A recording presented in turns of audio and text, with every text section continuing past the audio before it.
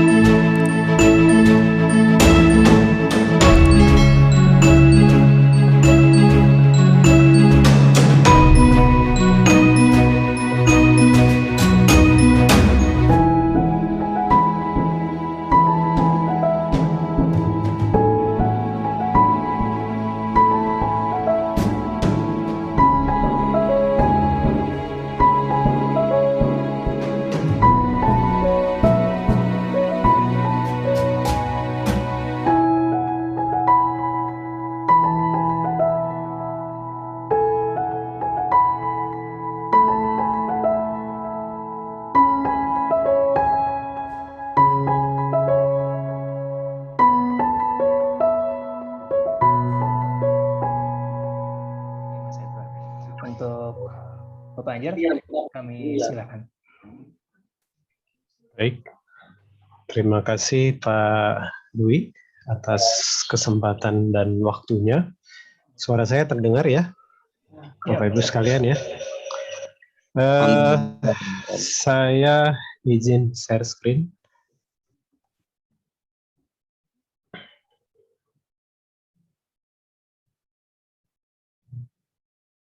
Ya, sudah terlihat? Sudah ya? Alhamdulillah sudah. Ya, Bismillahirrahmanirrahim. Assalamualaikum warahmatullahi wabarakatuh.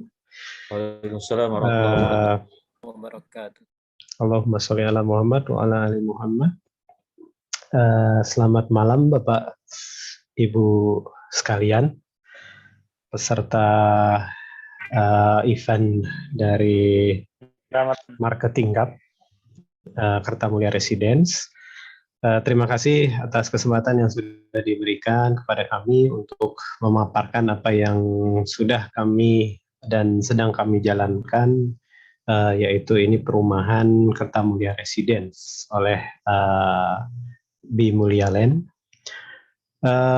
Sekilas dulu tentang perumahan ya. Jadi perumahan ini dirancang oleh Nura Islamic Property Consultant. Jadi kantor arsitek atau konsultan arsitek yang berada di bawah naungan PT Rumah Mulia Indonesia. Nah, jadi kalau untuk developernya namanya adalah Bi Mulia Land, tapi kalau untuk konsultan arsitek atau perencananya adalah di bawah Nura Islamic Property Consultant. Nah, berikut ini saya coba sampaikan sekilas terkait dengan konsep dan value-nya itu seperti apa. Jadi ada dua hal ini yang menjadi topik bahasan. Yang pertama, bagaimana kita coba untuk merancang dan membangun hunian Islam itu seperti apa. Lalu yang kedua, ini kaitannya dengan rumah sehat ya. Jadi perumahan kita sekarang harus berstandar WHO minimal ya, sebagai respon dari pandemi yang sedang berjalan ini ya, yang sedang kita lalui bersama. Nah, mungkin ini sekilas tentang saya. Nama saya Anjar. Salam kenal Bapak Ibu sekalian. Aktivitas sekarang saya sebagai arsitek partner dari Nura Consultant. Selain itu saya juga sebagai seorang dosen di Institut Teknologi Sains Bandung. Kita masuk ke perumahan Islaminya ya. Jadi sebetulnya apa yang membedakan dengan konsep rumah-rumah yang lain? Kenapa kita harus membawa unsur Islami di dalam konsep perumahan yang kita angkat seperti itu? Nah, saya mengutip dari satu definisi dari yang disampaikan oleh Pak Budi Sukada, ini Ketua Ikatan Arsitek Indonesia sampai dengan tahun 2009. Beliau berpendapat bahwa rumah Islami itu adalah rumah yang sengaja dibuat, bukan dibuat-buat. Lalu rumah desainnya apa adanya, polos tetapi tidak menghilangkan aspek keindahan. Tidak terlampau mewah dan tidak memberikan kesan angkuh. Dapat dikatakan rumah yang sedang-sedang saja. Jadi sebetulnya rumah Islami itu ya rumah yang sederhana ya, rumah yang sederhana, pemilik ya kita para orang Muslim ya, kita orang Muslim, kita sederhana, tidak mewah dan kesannya tidak angkuh ya, dari tidak ya polos, sederhana, tapi tetap aspek keindahan tetap harus kita perhatikan. Nah, lingkup perumahan Islami, jadi yang sebaiknya kita tunjukkan memang adalah value ya, value atau nilai dari perumahan. Nah, nilai dari perumahan Islami ini kita punya ada namanya value. Kalau dari perspektif user ini value-nya adalah pada aspek keindahan rumahnya, kekuatan rumahnya, aspek keselamatan, utilitasnya, jadi pipa dan listriknya itu tidak rusak seperti itu ya, lalu ada aspek keamanan dan lain sebagainya. Kalau dari perspektif pengembang, ini value-nya adalah dari sisi profit, ya jelas, permodalan, syariah non syariah, lalu resiko pemasaran dan perizinan. Nah, perbedaan perumahan yang biasa dengan perumahan Islami ada pada value, kita punya value terhadap hablum minallah dan hablum minannas. Jadi apa yang kita usahakan, apa yang kita usahakan, yang kita berdayakan, yang kita buat, itu kita punya tanggung jawab, kita punya hak dan kewajiban terhadap sebagai sesama manusia dan juga tanggung jawab kepada Allah. Nah, ini yang membedakan ada value yang antara perumahan yang biasa dengan yang perumahan yang Islam. Kita punya nilai di situ, kita punya nilai. Ada apabila kita sudah memiliki dan merasakan bahwa nilai Islami seperti itu ya. Jadi kita harus berbuat baik kepada sesama manusia, dan apa yang kita perbuat nanti di akhirat pasti akan ditanyakan. Nah, itu dari dalam diri kita juga kita tahu bahwa perumahan Islami ini memiliki nilai yang lebih ya. Kalau perumahan yang lain mungkin tidak ada aspek dua ini ya, aspek ke bawah dan ke atas itu tidak ada. Sering kita temukan juga di kasus-kasus di lapangan, banyak perumahan yang tidak memberikan hak yang sebagaimana mestinya kepada konsumen, lalu ada kasus sana sini. Nah, kalau kita menggunakan prinsip perumahan Islami, kita bertanggung jawab terhadap sesama manusia dan juga kepada Allah Subhanahu wa taala. Nah, sedangkan bagaimana implementasi konsep Islami pada rumah tinggal? Nah, kalau kita sudah mulai masuk konsep Islami pada rumah tinggal, ini sebetulnya sudah mulai ke ranah desain ya. Kalau dalam ranah desain itu antara satu arsitek dan arsitek yang lain kadang berbeda pandangan, kadang berbeda pendapat, itu tidak masalah. Nah, kalau menurut kami, pandangan konsep Islami pada rumah tinggal itu setidaknya ada 3 konsep utama. Yang pertama adalah rumah sebagai hijab. Jadi rumah harus bisa melindungi aurat keluarga, khususnya yang muslimah. Ya. Jadi bagaimana rumah itu dari luar tidak langsung terlihat dari jalan seperti itu ya. Lalu posisi penempatan kamar mandi dan lain sebagainya, ruang publik dan ruang private itu harus terjaga dengan baik. Lalu yang kedua, ini mampu memfasilitasi kegiatan tadi yang berhubungan dengan hablum minallah dan hablum minannas. Jadi harus ada tempat yang digunakan untuk aktivitas sesama manusia dan juga ibadah seperti itu ya. Dan yang ketiga, rumah harus menciptakan suasana dalam tanda kutip adalah surga, seperti nyaman ya, cahaya matahari, udara mengalir lancar, adanya taman, pepohonan buah dan lain sebagainya. Nah, ini ada implementasi konsep Islami pada rumah tinggal menurut pandangan kami.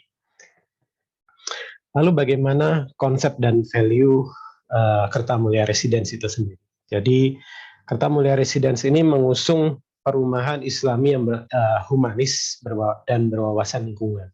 Nah, ini ada 3 konsep utama ya, 3 konsep utama yang kami usung. Jadi yang pertama, di perumahan ini masjid dan community center itu sebagai pusat peradaban dalam tanda kutip, di mana kita merefleksikan kepada Al-Quran dan hadis bahwa masjid itu adalah tempat kita membina umat seperti itu ya. Jadi di sini kami menempatkan posisi masjid dan community center itu di tengah posisi perumahan.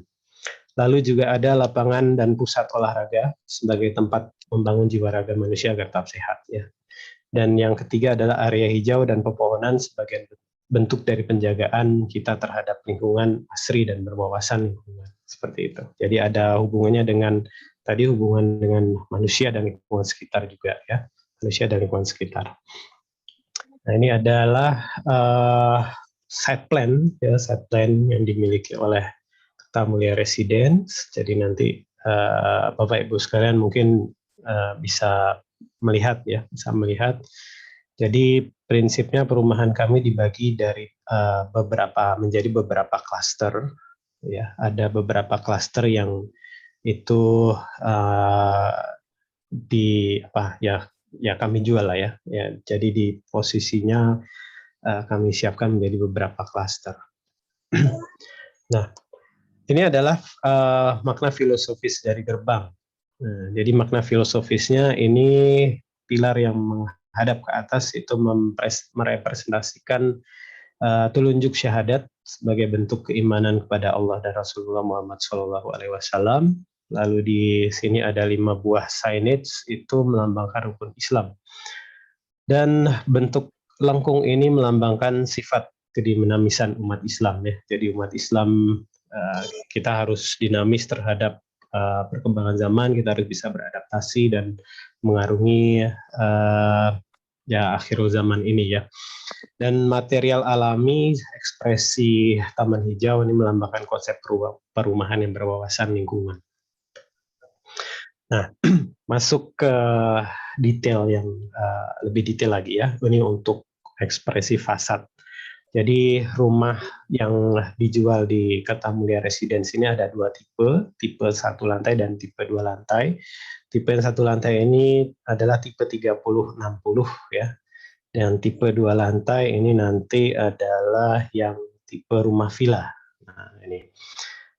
Jadi ekspresinya adalah natural.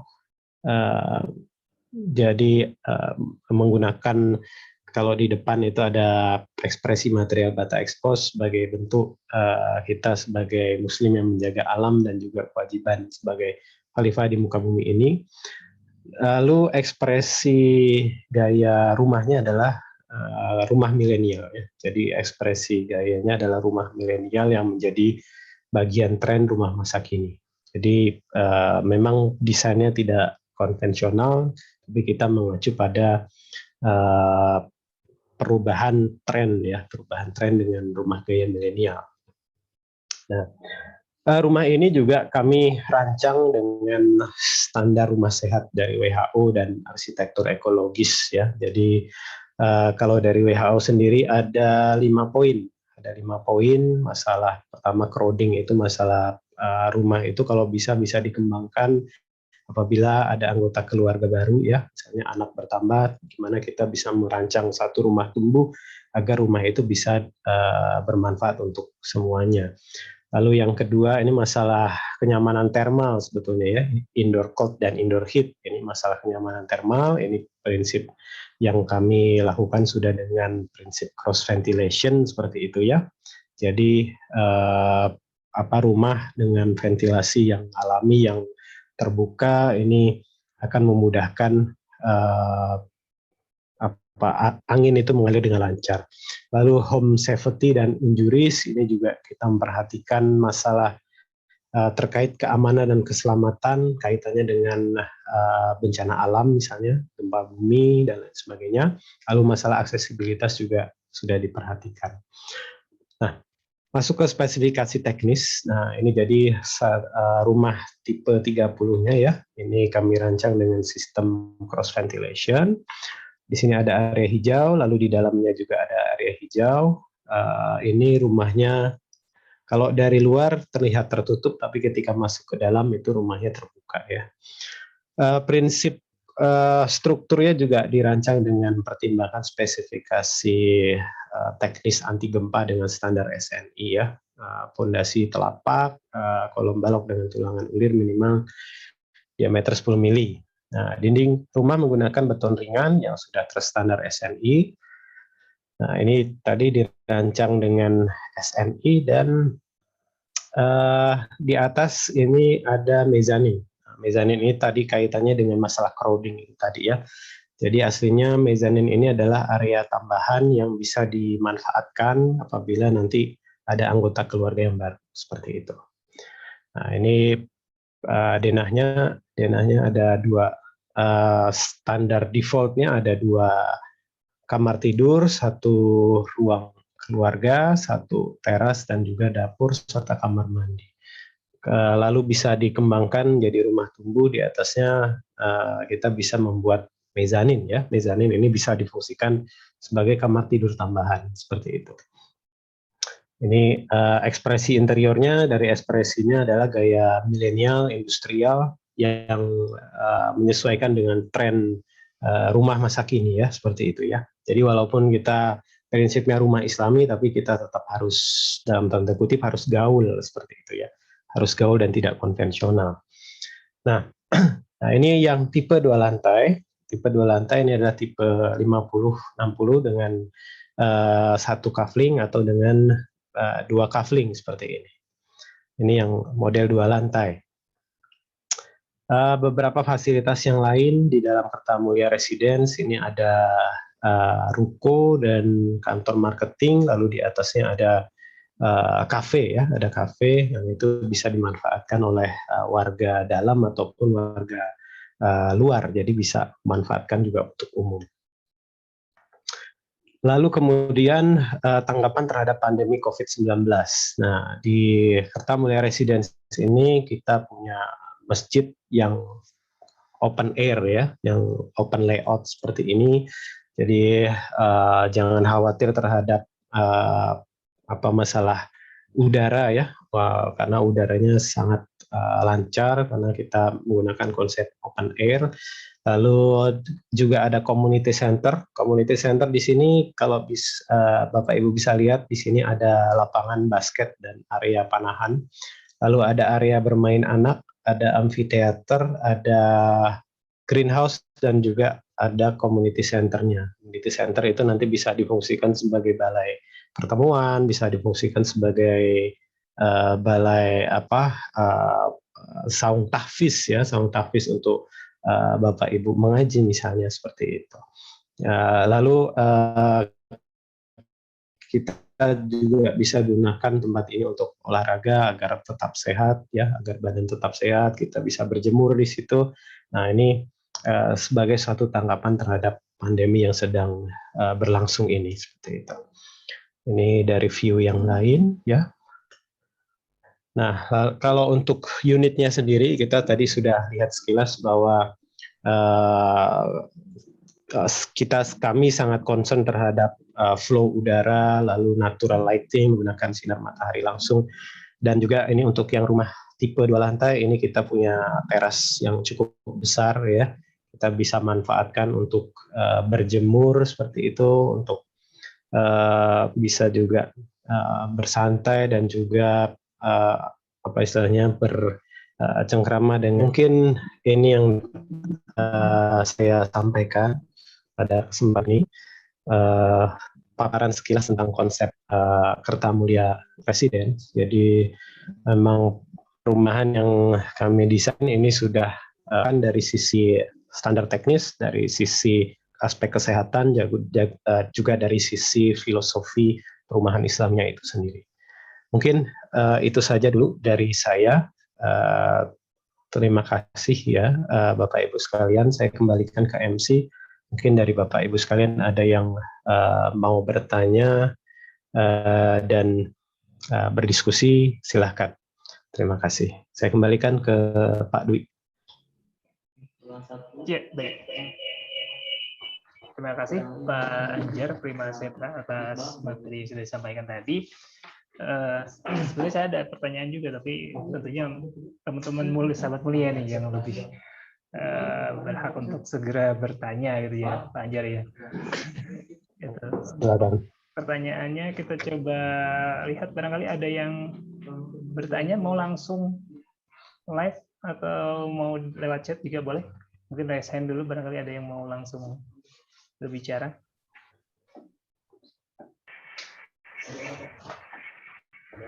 Ada Pak Iman Munandar. Oh, baik. Waalaikumsalam warahmatullahi wabarakatuh. Waalaikumsalam, Pak Badri. Pak Badri ya? Kak, Badri dari Cikarang, Pak. Ya, silakan, Pak. Ada perumahan yang subsidi apa nggak, Pak? Apa klaster semua gitu? Ya,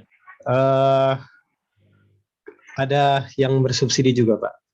Mungkin di sini kalau untuk masalah harga dan lain sebagainya bisa dijelaskan oleh tim marketing ya nanti. Pertanyaannya sekarang lebih ke tentang konsep tadi ya. Barangkali nanti ada yang hubungannya tentang program atau marketingnya, nanti kita akan bahas di marketing. Jika ada konsumen yang non-muslim tertarik untuk membeli unit perumahan, kalau menurut saya sah-sah saja, silakan. Karena kaitannya dengan perniagaan ya, perniagaan kaitannya bukan dengan masalah akidah atau ibadah. Jadi untuk klien non-muslim, kalaupun ada yang tertarik, silakan saja bisa membeli unit rumah Kertamulia Residence. Kalau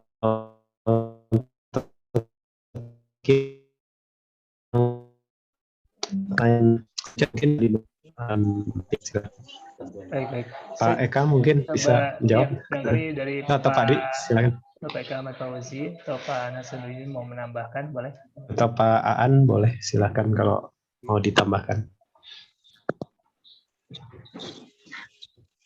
Dari Pak Eka Ahmad Fauzi barangkali Pak, tentang tadi yang muslim atau non muslim gitu. Baik, memang kami saya langsung saja menjawab pertanyaan itu. Memang kami sangat terbuka sekali sesungguhnya apa yang disampaikan oleh Pak Anjar tadi, betul. Dalam sisi muamalah kan itu tidak dipermasalahkan gitu ya, tidak dipermasalahkan. Bahkan pada saat Rasulullah hijrah ke Madinah pun, di Madinah itu tidak hanya muslim saja gitu ya, bahkan Rasulullah menjadi kepala negara lah seperti itu di Madinah, dan masyarakatnya muslim dan non muslim. Nah, hanya tantangannya memang qadarullahnya di desa, maksudnya desa Kertayasa Kabupaten Kuningan ini memang punya ciri khas mungkin ya, punya ciri khas tersendiri, yang mana memang dari warga masyarakatnya sendiri itu sangat menghindari non-muslim masuk dalam wilayahnya. Bahkan di dalam data kependudukan 100% itu muslim. Jadi ketika kami masuk ke desa tersebut, sempat menjadi tantangan juga sebetulnya. Sempat menjadi tantangan. Kenapa begitu? Karena ketika masuk ke sana, mereka sangat menghindari itu.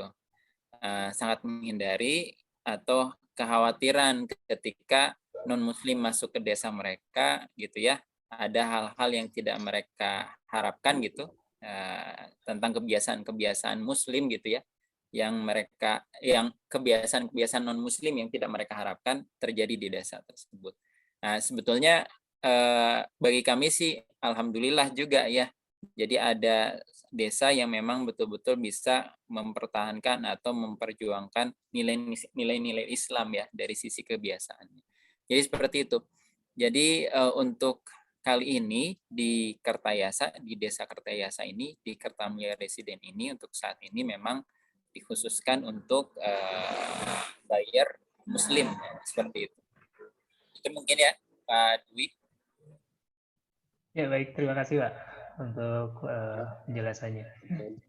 Jadi kalau saya lihat, mohon maaf pada sahabat Muni semuanya, untuk pertanyaannya ini terkait dengan kemarketingan sebagian besar. Jadi saya coba short ya, artinya nanti akan disampaikan oleh Pak An tentang pertanyaan yang berkaitan dengan marketing tadi, dan nanti juga di penjelasannya akan terjawab sepertinya. Ini ada sekitar 5 menit lagi Pak Anjar untuk waktunya. Ini ada pertanyaan yang berkaitan dengan konsep bangunan tadi.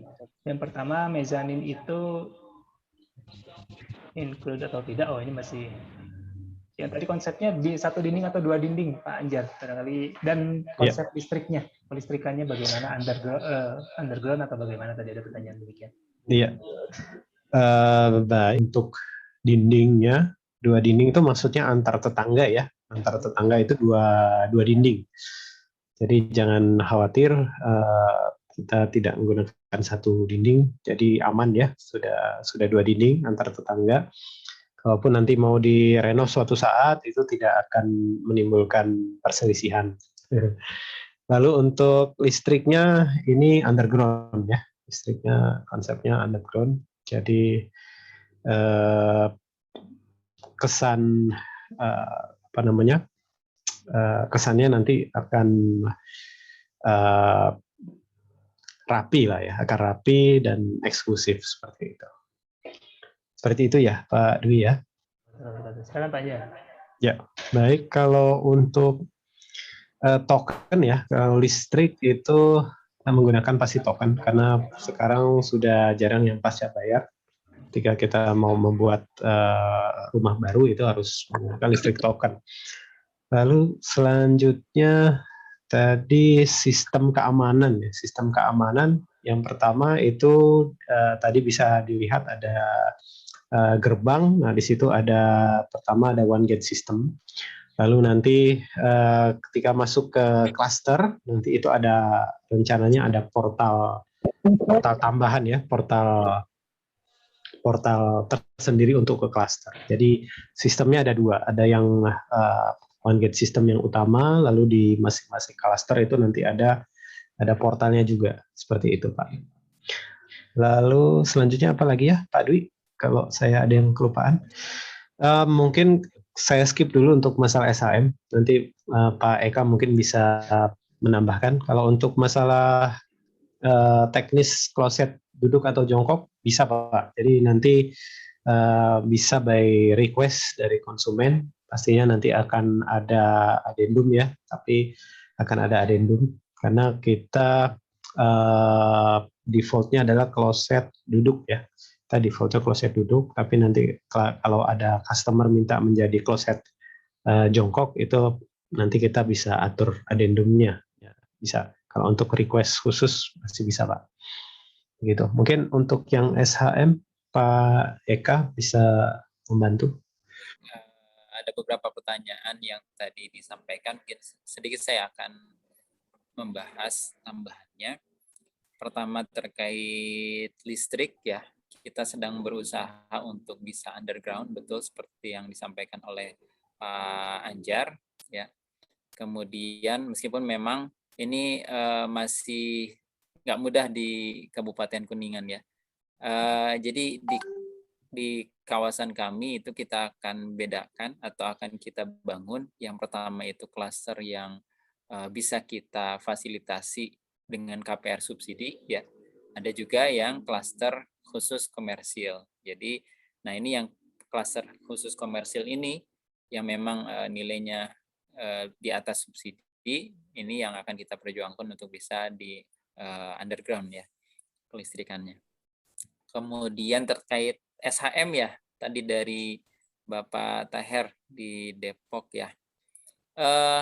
Status sertifikat kami itu HGB Pak, hak guna bangun, karena masih di atas nama PT.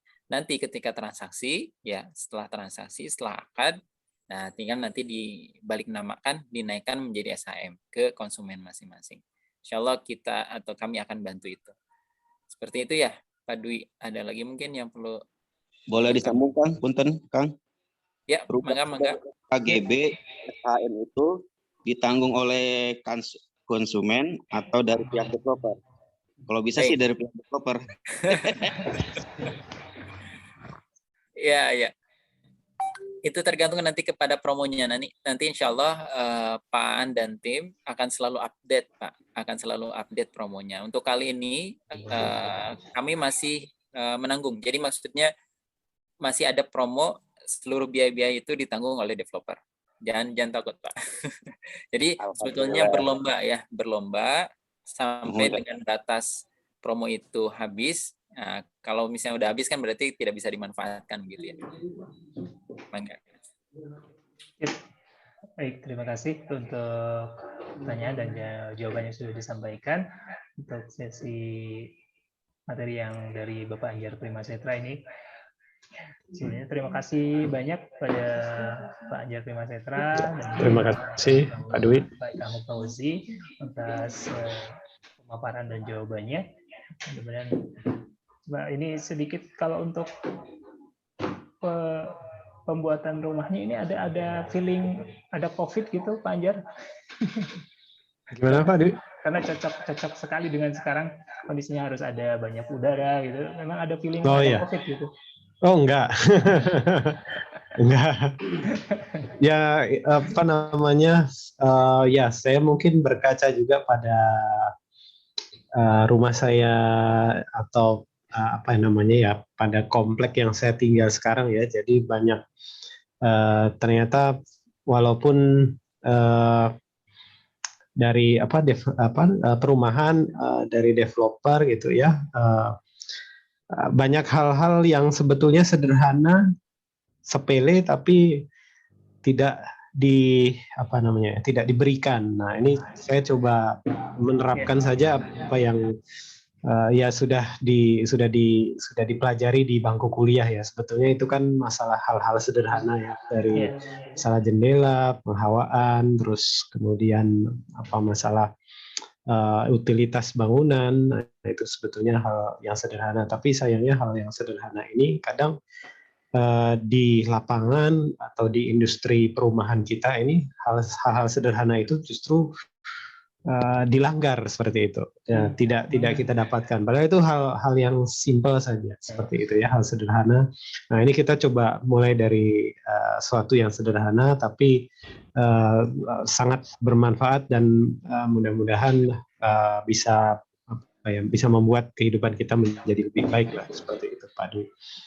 Ya, baik, terima kasih Pak Anjar. Ya. Kita berikan sama-sama plus untuk Pak Anjar Primaseta atas materi yang sudah disampaikan. Ya. Terima kasih Pak Dwi. Saya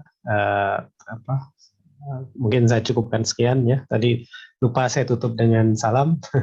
Tadi dibuka dengan salam, saya cukupkan sekian. Terima kasih Bapak Ibu sekalian atas pertanyaan yang bermanfaat juga sebagai masukan buat kami. Assalamualaikum warahmatullahi wabarakatuh. Waalaikumsalam warahmatullahi wabarakatuh.